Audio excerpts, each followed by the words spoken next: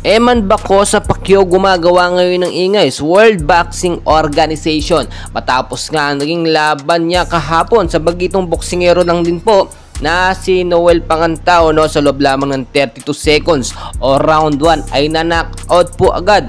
At dahil nga po hawak-hawak ni Eman Baco sa Pacquiao ang pangalan ng ating 8th division legendary boxer na si Manny Pacquiao ay nakuha agad ni Eman Baco sa ang atensyon ng sikat at mga kilalang boxing promoter sa Amerika. At ayon na rin po sa ating mga nakuhang sources, napakalaki po ng potensyal nitong si Eman Baco na makalaban po or makapaglaro or makalaban na po sa mga sikat na boksingero, dahil dito pa nga lang po sa Pilipinas ay talagang gumagawa na siya ng ingay. Sa kabila ng batang edad niya po ay malaki pa at malayo pang mararating nito, lalo at ang kanyang ama ay si Manny Pacquiao, which is pwede niya maging personal trainer.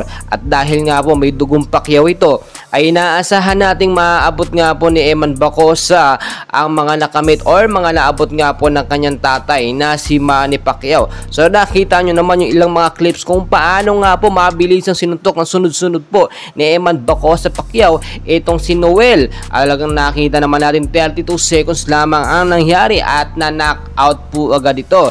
And well guys, tuloy-tuloy tayo sa kabilang balita naman. Ito naman si Marlon Tapales at Naoya Inoue, kondisyon na ang pangangatawan at nakaredy na nga po sa magiging undisputed fight nila sa lalapit nga po na December 26, 2023. Malapit na nga rin po ang magiging weigh-in nila at tila na-meet na nga po ni Marlon Tapales ang sapat na timbang para nga sa magiging undisputed fight nila ni Naoya Inoue. Pero hindi pa rin dapat ibaliwalain o hindi pwedeng makalusot ito nga pong gloves na gagamitin ni Inoue, which is alam naman natin na naging controversial noon dahil nga po sa may inilagay na bakal sa loob. At may nagsasabi ding hindi raw papayag na maglaro o lumaban itong si Inoue na walang turok sa pangatawan or yung sinasabi nating pain reliever na ginagawa nilang reason. And well guys, sana naman walang mangyaring lutong laban or dayaan. Sana lumaban ng patas itong si Naoya Inoue dahil ang ating kababayan na si Marlon Tapales ay pure na pure ang ginagamit. Kahit nasasaktan po yan, hindi po yan gumagamit ng mga pain reliever, bagkos talagang sapat na pahinga lamang.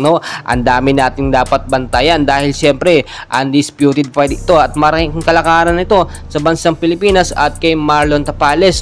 Wala pang talo itong si Naoya Inoue at posibleng si Marlon Tapales pa lang ang makapagbigay sa kanya ng kauna-unahang talo niya dito nga po sa larangan ng boxing. And please guys, dyan lang po kayo para ma-update ko kayo sa mga susunod na boxing update natin. Marami